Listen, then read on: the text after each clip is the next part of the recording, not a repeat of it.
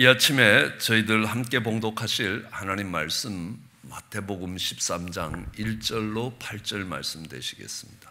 저와 여러분이 한 절씩 교대로 봉독하시겠습니다. 그날에 예수께서 집에서 나가사 바닷가에 앉으심에 큰 무리가 그에게로 모여 들거든 예수께서 배에 올라가 앉으시고 온 무리는 해변에 섰더니 예수께서 비유로 여러 가지를 저희에게 말씀하여 가라사대 씨를 뿌리는 자가 뿌리러 나가서 뿌리새 더러는 길가에 떨어짐에 새들이 와서 먹어버렸고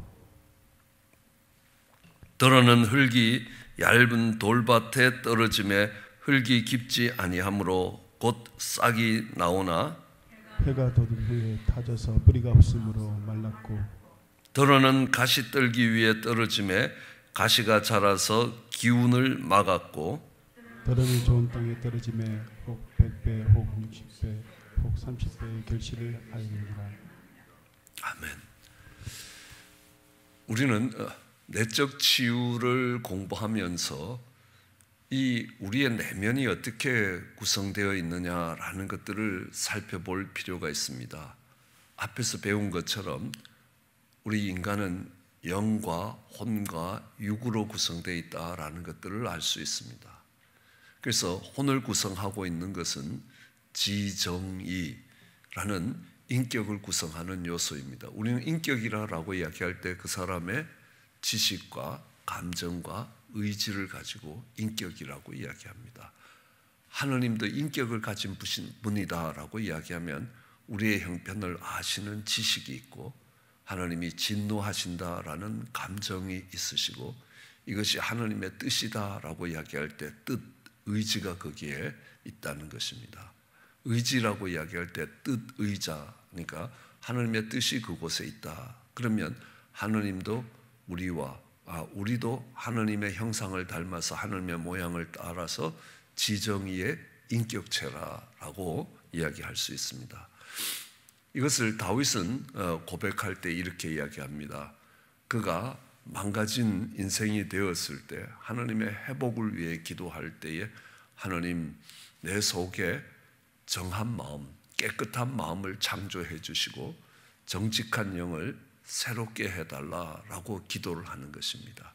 우리는 영적인 부분, 정직한 영적인 영역에서의 회복이 있습니다. 우리는 그것을 파워 인카운트라고 부릅니다. 이 성령과 악한 영의 충돌이 일어나는 곳이라. 그래서 악한 영이 쫓겨나갈 때 악한 영이 묶고 있던 모든 묶임에서 자유로워지는 것들을 알 수 있습니다. 그러나 그거보다 더 중요하고 더 깊은 부분의 치료가 있다는 것입니다. 그것은 우리의 마음을 고치는 것이라. 왜냐하면 그 마음은 성령을 담는 그릇이라고도 볼 수 있습니다. 고린도후서 1장 22절에 보면 저가 우리에게 인치시고 보증으로 성령을 우리 마음에 주셨느니라. 우리 마음은 영을 담는 그릇이라고 보면 되는 것입니다. 이 땅은 육신을 담는 그릇이라고, 우리의 육신을 담는 그릇이 땅이라면 이 영을 담는 그릇은 마음이라는 겁니다. 그렇기 때문에 땅에 해당하는 모든 형용사들은 마음에 그대로 적용할 수 있다는 것들을 우리는 알 수 있습니다. 땅이 갈라졌다, 땅이 기름지다, 땅이 메말랐다, 이런 것들이 오늘 이 네 종류의 밭의 비유도 이게 땅의 문제가 아니지 않습니까? 땅을 설명하는 게 아니라는 것들은 우리는 금방 알 수 있습니다. 이것은 우리의 마음밭을 이야기한다고 오늘 읽은 본문 뒷부분에 가더라도 예수님께서 그 밭에 대해서 설명을 하고 계시는 것들을 봅니다. 길가밭이라는 것은 사람들이 많이 다니는 길가라는 것이 아니라 하나님의 말씀이 떨어지면 그 말씀이 들어가질 못하니까 그냥 그 밭 위에 떠 있으니까 새가 와서 먹는데 이 마귀가 와서 그 하느님의 생각들이 마음으로 들어가서 역사하지 못하고 빼앗겨버리는 그런 모습들을 볼 수 있게 되는 겁니다.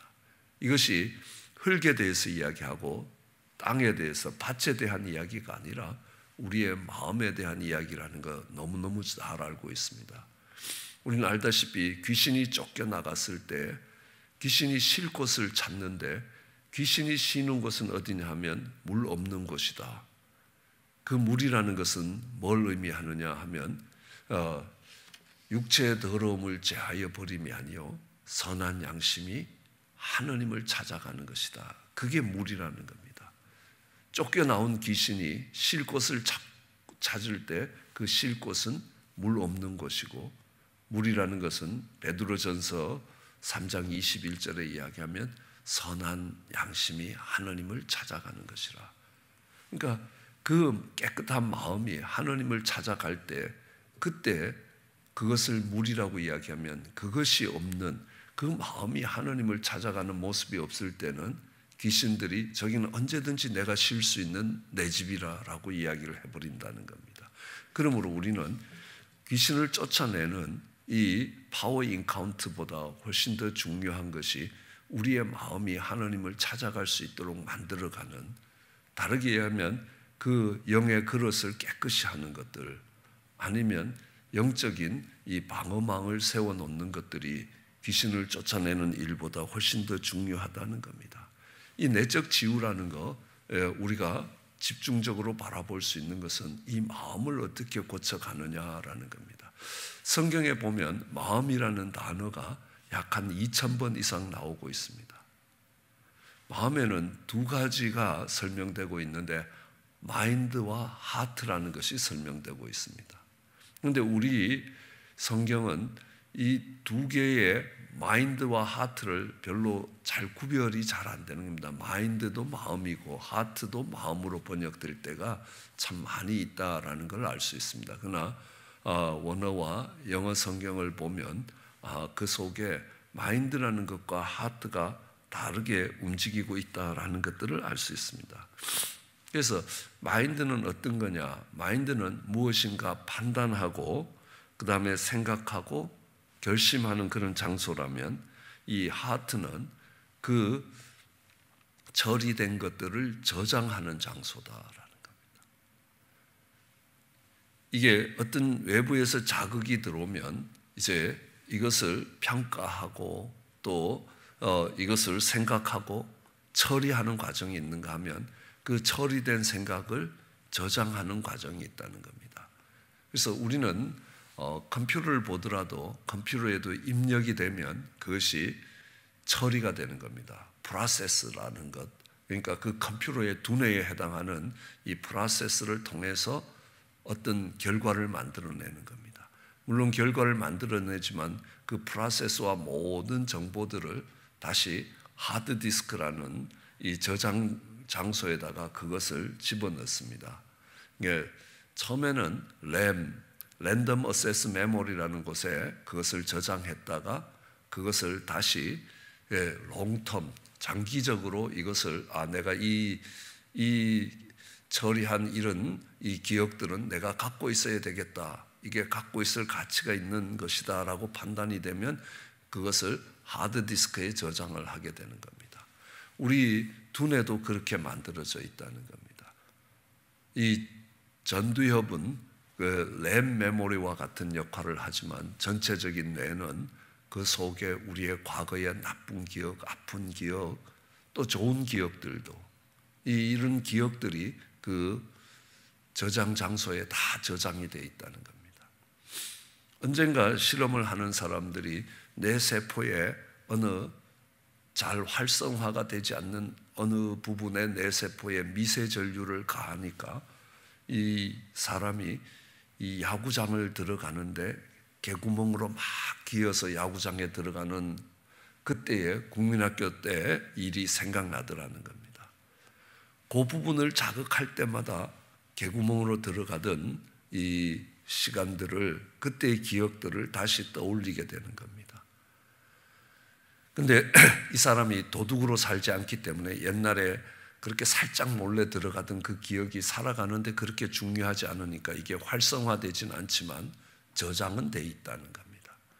누군가랑 이야기하다 보면 나도 옛날에 그런 적이 있어 하고 그때 참 재미있었어, 아니면 그때 가슴이 두근두근하고 얼마나 놀랐는지 몰라, 이런 것들을 이야기하게 될 될 때는 그 부분에 저장이 활성화된다는 겁니다. 늘 활성화되어 있는 기억이 있는가 하면 그게 안 되면 또 하드디스크에 가서 또 데이터들을 갖고 와야 되는 이런 컴퓨터 시스템은 그대로 인간이 어떻게 바깥에서 오는 자극들을 정보로 처리하는가라는 것들을 보여주고 있습니다. 그래서 사람이 움직이고 있는 것과 거의 같은 모습으로 움직이고 있다는 것입니다. 그래서 이 판단을 하고 처리를 하는 과정을 마인드라고 이야기하면 이것을 저장하는 쪽을 하트라고 이야기합니다. 그래서 무릇 지킬 만한 것 중에 너희의 마음을 지키라라고 이야기할 때 그때의 마음은 하트라는 겁니다. 내가 나쁜 기억들이 이렇게 우리 마음속에 저장되는 것을 허락하지 말고 정말 좋은 기억들이 마음속에 하나님이 기뻐하는 것들이 그 속에 기억되고 저장될 수 있도록 하라라는 것들을 이야기합니다. 그러나 로마서 12장 2절에는 너희는 이 세대를 본받지 않고 마음을 새롭게 해라. 그래서 변화를 받아서 하나님의 선하시고 기뻐하시고 온전한 뜻이 무엇인지를 분별하라라는 겁니다. 마음을 새롭게 해야 된다는 겁니다. 이럴 때는 저장 장치가 아니라 여기서는 마인드를 이야기합니다.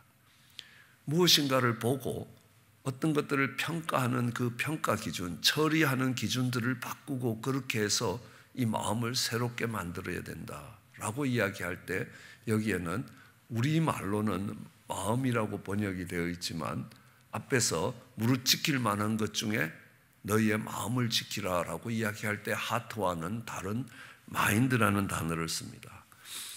또 고린도후서 4장 4절에 보면 그 중에 이 세상 신이 믿지 아니하는 자의 마음을 혼미케 했다는 겁니다. 마음을 혼미케 했다. 그때는 마인드라는 걸 합니다. Blinded the mind. 마음이 어두워지고 마음이 소경처럼 되게 했다. 그러니까 뭔가를 보고도 제대로 판단하지 못하게 한다는 겁니다. 미혹되고 유혹되고 잘못되게 만들었다는 겁니다. 이 마음이 어지럽게 만들어 버렸다는 겁니다.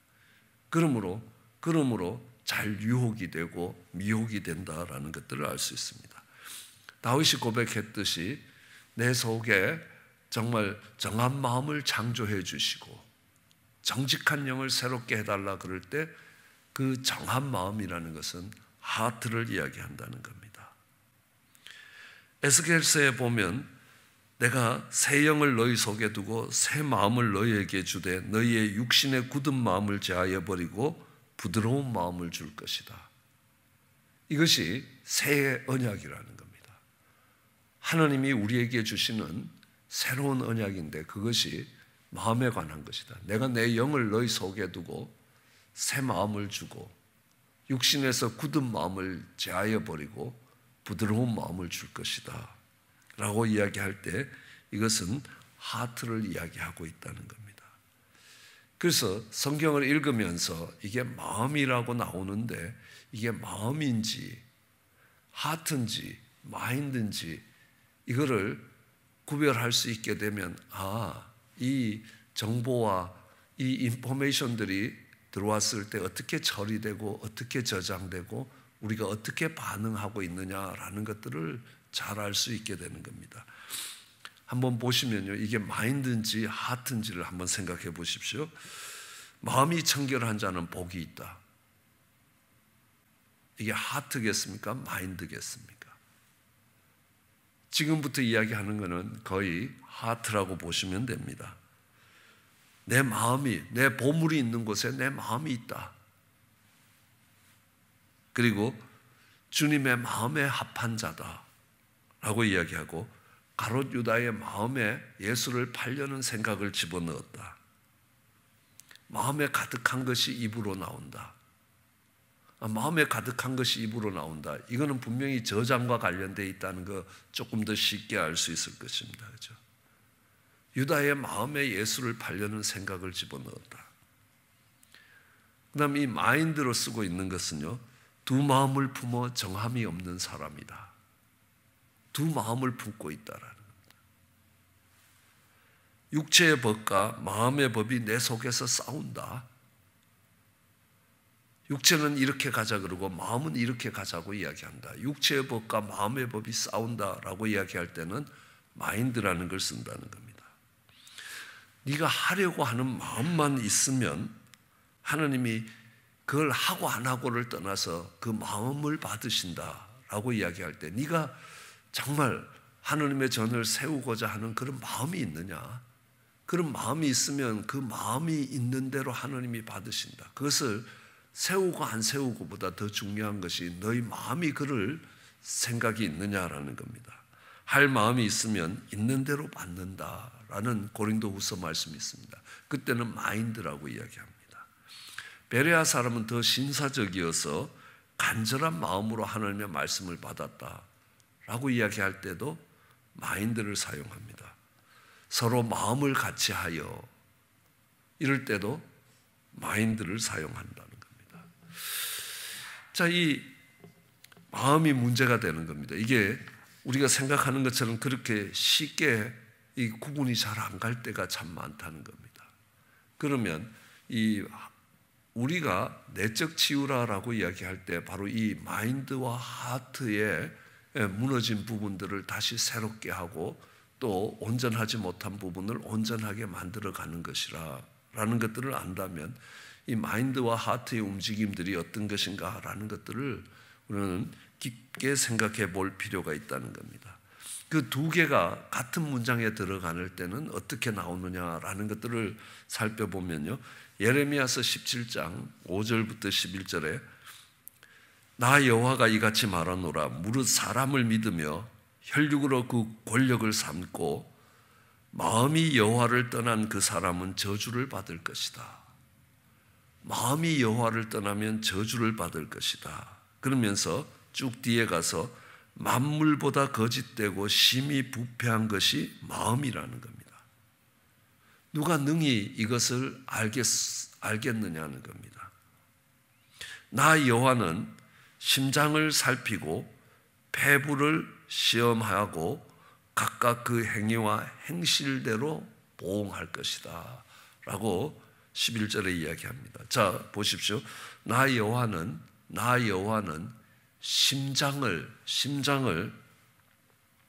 심장을 살피고 폐부를 시험한다 할 때 내가 심장을 살핀다 그럴 땐 하트라는 겁니다. 내가 폐부를 시험한다라고 이야기할 때 이 폐부는 마인드라는 겁니다. 내가 너희의 하트와 마인드를 볼 것이다 라고 이야기하는 말입니다. 근데 그것을 우리말로 번역될 때는 심장과 폐부로 번역을 했습니다. 그러니까 조금 이해하기가 힘든 부분들이 없지 않아 있습니다. 그러나 영어로 이것들을 본다면 심장과 폐부를 시험할 것이다 라는 겁니다. 여러분 우리가 잘 아는 빌립보서 4장 4절로 7절 말씀에 주 안에서 항상 기뻐하라 다시 말하노니 기뻐하라 너희 관용을 모든 사람에게 알게 하라 주께서 가까우시느니라 아무것도 염려하지 말고 오직 모든 일에 기도와 간구로 너희 구할 것을 감사함으로 하나님께 아뢰라. 그리하면 모든 지각에 뛰어난 하나님의 평강이 그리스도 예수 안에서 너희의 마음과 생각을 지킬 것이다 라고 이야기할 때 이 마음과 생각은 뭐냐면 그러니까 heart and mind, 그러니까 이 하트와 마인드를 지켜갈 것이다 라고 이야기하시는 것입니다. 그러면 하느님의 평강이 우리의 마음과 생각을 지켜주신다. 이 생각을 처리하는 이 기관인 마인드와 생각을 저장하는 하트를 지켜주실 것이라는 겁니다. 잘못 처리된 생각이 저장되지 못하도록 지켜주는 겁니다. 들어온 생각들이 잘못 처리되지 않도록 지켜주시겠다라는 의미입니다. 그래서 이 생각이라는 것이 우리가 thinking하다, 사고하다라고 할 때 명사형인 thought, 이 생각이라는 그것과 조금 다른 의미를 갖고 있다는 겁니다. 마인드라는 것들을 염두에 두셔야 된다는 겁니다. 그러면서 하나님이 우리를 고치실 때 똑같은 걸 보면서 이걸 어떻게 처리하느냐는 겁니다. 그리고 처리된 것에 대한 반응을 어떻게 보고 계시느냐. 그래서 우리는 구체적으로 이렇게 생각들이 처리되고 있는 것들을 보면, 그러니까 마태복음 22장 37절로 40절로 보면요, 예수께서 이르시되 내 마음을 다하고 목숨을 다하고 뜻을 다하여 주 너의 하나님을 사랑하라. 마음을 다하고 목숨을 다하고 뜻을 다하여 주 너의 하나님을 사랑하라. 한번 이 하나님을 사랑하되 마음을 다하고 정말 이 뜻을 다하고 목숨을 다해서 사랑해라 라고 이야기할 때 이 마음과 목숨과 뜻을 우리는 어떻게 이해를 해야 되느냐라는 겁니다. 그냥 열심히 하나님을 사랑하라 이런 말로 그냥 받고 지나가야 되는 겁니까? 아닙니다. 하나님을 사랑할 때 너는 마음을 갖고 사랑을 하라는 겁니다. 이때 마음은 하트를 이야기합니다. 목숨을 다해라 라고 이야기할 때 이 목숨은 soul로 번역이 되고 있습니다. 영혼이라는 겁니다. 그 다음에 뜻을 다해라 라고 이야기할 때 이 뜻이 마인드를 이야기하는 겁니다. 자, 이것을 생각하면서 이런 생각들을 해봤습니다.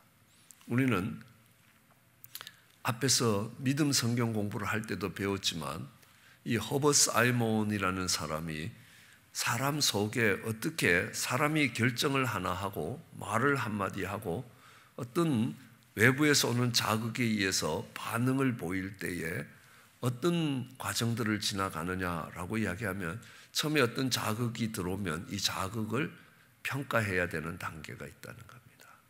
그거를 우리는 퍼셉션이라고 이야기합니다. 그러니까 어떻게 이거를 인식하고 있느냐라는 겁니다. 우리는 인식에 대한 것들을 굉장히 중요시 여기고 있습니다. 그러니까 이 인식론이라는 것은 칸트에서부터 시작이 됐는데요. 칸트가 아침마다 정확하게 산보를 했습니다. 사람들이 이렇게 시계를 보다가 칸트가 지나가는데 이렇게 시계가 보통 다른 시간이 되면요, 자기 시계를 고쳤다라고 할 만큼 칸트는 정확하게 이렇게 이 매번 산보하는 이 루트에서부터 이게 다 정확하다는 겁니다. 철저했던 겁니다. 근데 그가 아침에 나가는데 이제 겨울이 되니까 새벽이 깜깜한 시간이 돼버렸습니다. 근데 지나가는데 저기 뱀이 한 마리 이렇게 주리를 틀고 저 구석에, 길구석에 있다는 겁니다. 왜 뱀이 저기 있나 하고 그 앞을 지나갔다는 겁니다. 그 다음날 지나가니까 그 다음날도 뱀이 똑같은 모습으로 똑같은 자리에 있다는 겁니다. 그래서 또 그 다음날 지나갔습니다. 며칠을 그러다가 거기 왜 뱀이 그 자리에 매일 아침에 거기 있는지 궁금해서 한번 가봤다는 겁니다. 가보니까 거기에 뱀이 있는 것이 아니라 새끼를 꼬다가 새끼줄을 이렇게 올려놨는데 그게 이렇게 생기니까 꼭 뱀이 고개를 들고 있는 것처럼 보이더라는 겁니다. 그래서 그때 이제 칸트가 깨달은 게 뭐냐면 저게 뱀인가 아닌가가 중요하지 않다는 겁니다. 내가 뱀으로 봤다는 겁니다. 그렇기 때문에 내게는 어떤 현상이 있냐면 저게 물면 어떡하지 하는 생각도 들어오고 저기 거리를 좀 떨어서 걸어가야 되겠다는 생각을 하게 된다는 겁니다. 그것을 어떻게 보느냐에 따라서 내 생각과 내 감정들이 다 거기에 따라 움직인다는 겁니다. 사실은 그러니까 짚이라는 겁니다. 새끼라는 겁니다. 짚으로 꼬든 새끼인데 아니 그걸 뱀으로 보니까 진짜 뱀처럼 내게 모든 현상들이 일어나더라는 겁니다. 그러니까 그것이 우리에게 있어서는 실제로 저것이 무엇인가라는 것보다 내가 저것을 무엇으로 받아들이느냐가 훨씬 더 중요하다는 겁니다. 그 과정에 개입되고 있는 것이 마인드라는 겁니다. 이걸 어떻게 평가하고 어떻게 처리하고 어떻게 받아들여야 되느냐는 겁니다. 그 있는 모습을 보고 저기 뱀이 한 마리 주리를 틀고 있구나 라고 평가를 하고 내리면 달라진다는 겁니다. 그리고 그 다음에 이 평가를 하고 이게 내리면 이게 내가 맞는가 안 맞는가를 확인을 해봐야 될 거 아닙니까? 내가 지금까지 갖고 있는 저장된 인포메이션을 갖고 이거를 확인하는 과정이 있습니다. 그걸 우리는 영어로 cognition이라고 이야기합니다. 그래서 이게 맞다라고 이야기하면 그 다음에는 행동을 선택해야 된다는 겁니다. 모션 시스템으로 넘어가는 겁니다. 이 돌을 들고 저 뱀을 한 대 때릴까? 아니면 별로 따라오지도 않는데 그냥 곱게 지나갈까? 곱게 지나갔다는 겁니다. 그 다음 날도 그렇다는 겁니다. 그러니까 우리는 여기서 어떤 반응을 뛸까? 뛰어서 도망갈까? 아니면 그냥 걷던 대로 보폭대로 같이 걸어갈까? 아니면 돌을 들고 갈까? 그 다음 날은 산보 갈 때 돌 하나 들고 아니면 지팡이 하나 들고 갈까? 그래야 이걸 잡을 수 있을 것 같다는 겁니다. 맨손으로 잡기는 어렵지 않냐는 겁니다. 그런 행동을 선택하게 되는 것입니다. 이런 과정들을 통해서 우리가 처리되고 있는 것이라는 겁니다. 그러므로 어떤 자극이 왔을 때 이 사람이 보이는 반응을 보면요, 이 속에 어떻게 이것이 처리되었는가라는 것들을 보면서 우리의 마인드와 하트의 상태가 어떤 것인가라는 것들을 살펴볼 수 있을 것입니다. 그러니까 예를 들면 이렇습니다.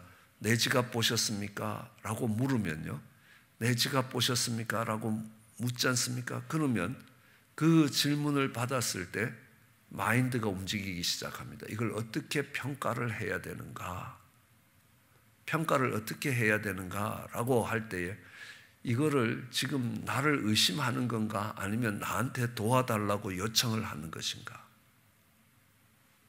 그러니까 표정이 밝지 않아. 그러니까 이건 의심하는 것이구나 라고 넘어가는 겁니다.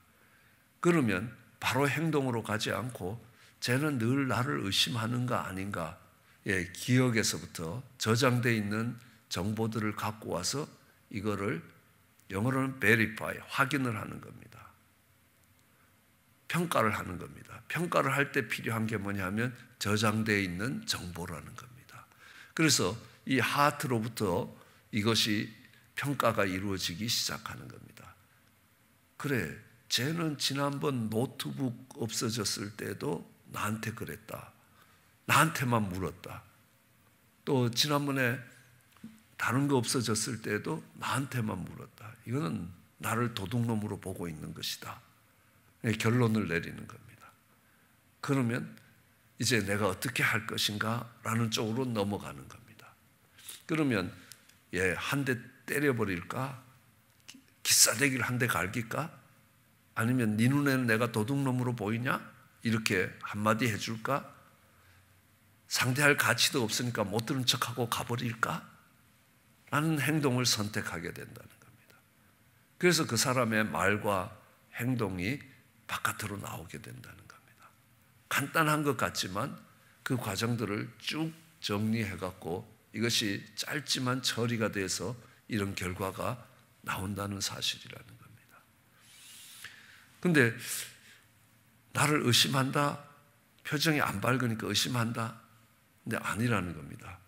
지난번에 저분이 나한테 해준 게 뭐고 내가 정말 생활이 어려울 때 이 생활비를 도와주기도 하고 이랬는데 뭐 그냥 주기도 하는데 왜 내가 갖고 갔다고 생각을 하겠느냐?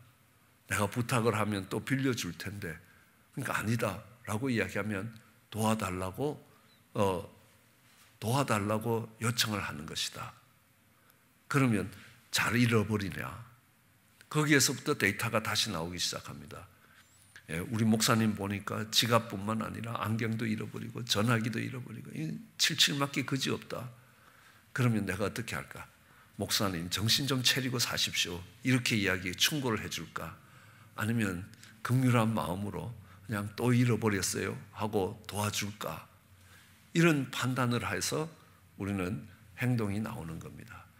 그래서 정확하진 않지만 아까 마태복음 22장 37절에 보면 너희는 마음을 다하고 목숨을 다하고 뜻을 다해서 사랑하라 라고 이야기를 하는데 혹시 이 마태복음 22장 37절, 그러니까 마음을 다하고 목숨을 다하고 뜻을 다한다라고 이야기할 때 여기 동원되는 게 세 가지 아닙니까? 마인드, 하트, 소울이라고 동원이 되어 있다는 겁니다. 그래서 이는 베리파이를 하기가 조금 어려운 이렇게 부분이지만 다시 허버 사이먼 이 링크로 돌아가면 처음 시작하는 판단의 영역이 마인드가 역할을 하고 그 중간에 움직이는 영역이 하트의 영역이라면 행동을 선택하는 영역이 소울의 영역이 아닌가. 우리는 이미 믿음에서도 허버 사이먼의 이 모델들을 살펴봤습니다. 이분은 사람이 이런 식으로 정보를 처리한다는 것들을 해서 이것으로 노벨상을 받았던 분입니다. 아주 세계적인 학자로 특히 어떤 자극에 대해서 우리 내면이 어떻게 정보들을 처리해서 어떤 결과를 만들어내느냐라는 데 대해서는 지금까지도 역사 속에서 가장 전문가였다라고 인정을 받는 분이라는 겁니다. 그리고 하느님이 아브라함을 테스트할 때는 퍼셉션 시스템에서 테스트하셨습니다. 빌립을 테스트하실 때는 코그니션 시스템에서 테스트하셨습니다. 마르다를 테스트하실 때는 이 모션 시스템에서 테스트하셨다는 겁니다. 성경의 다른 부분들을 봐도 동일하게 움직이고 있지 않느냐라는 겁니다. 어쨌든 이 판단이 이루어지고 우리가 처리되어 가는 과정에는 이 과정들을 지나간다는 겁니다. 우리는 믿음이라는 것은 좋은 인풋을 집어넣어서 좋은 결과를 만들려고 하는 것입니다. 그러나 이 내적 치유는 만들어지는 결과를 보면서 그 안에 처리 과정들이 무엇이 잘못되었는가를 찾아서 그것을 고쳐가는 것이라는 겁니다. 그 중에서 특별히 집중하건대 우리가 마음밭을 고치는 것을 내적 치유라고 이야기한다는 겁니다. 마음을 고치는 것이라는 겁니다. 이 마음을 고치기 위해서 우리는 무엇인가를 판단하는 기준을 바꿔야 된다는 겁니다. 마인드를 새롭게 해야 마음이 고쳐지는 겁니다.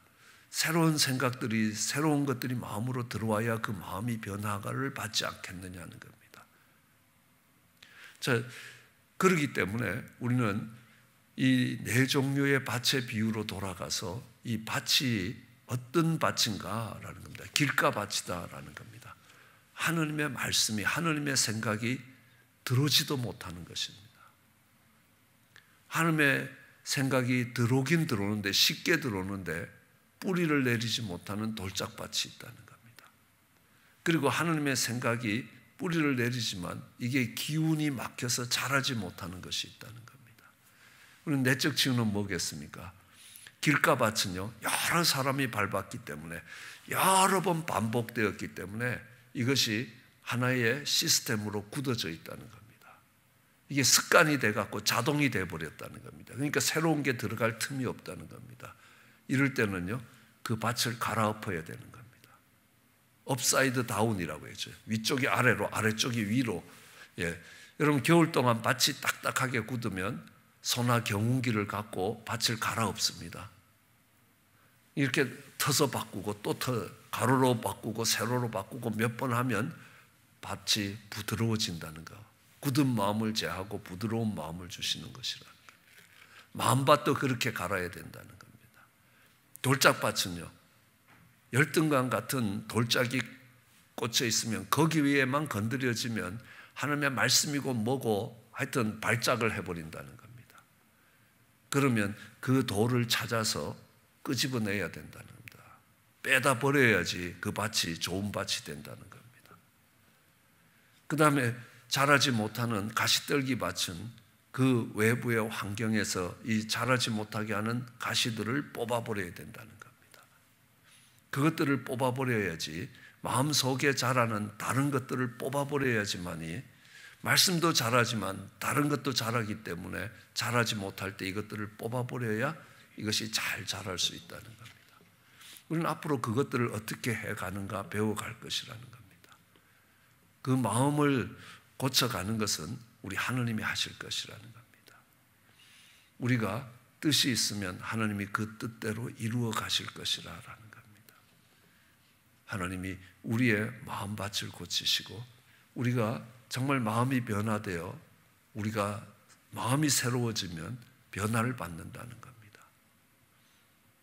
우리는 변화가 되면 마음이 새로워지는 게 아니라 앞에서 읽었던 것처럼 로마서 12장에 보면 너희가 마음을 새롭게 하여 변화를 받으라는 겁니다. 저 사람이 바뀌었다. 마인드가 바뀔 때 바뀌어진다는 것입니다.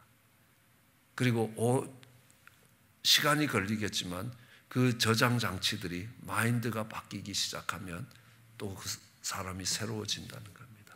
하느님께서 내 마인드와 하트, 마음의 밭들을 바꾸셔서 나를 새로운 사람으로 만들어 주시기를 소원하는 저와 여러분 되시기를 주의 이름으로 축원합니다. 기도하시겠습니다. 사랑과 은혜가 많으신 하느님, 하나님 말씀이 마음밭에서 많은 결실을 맺도록 우리의 마음밭을 기경하게 하여 주시옵소서. 묵은 땅을 기경하듯이 우리의 마음을 바꾸게 하여 주시옵소서. 또한 처리하고 판단하는 우리의 마인드도 새롭게 하여 우리의 삶에 변화가 일어나게, 그 변화가 시작될 수 있게 은혜를 더하여 주시옵기 간절히 소원합니다. 감사합니다. 예수님 이름으로 기도드렸습니다.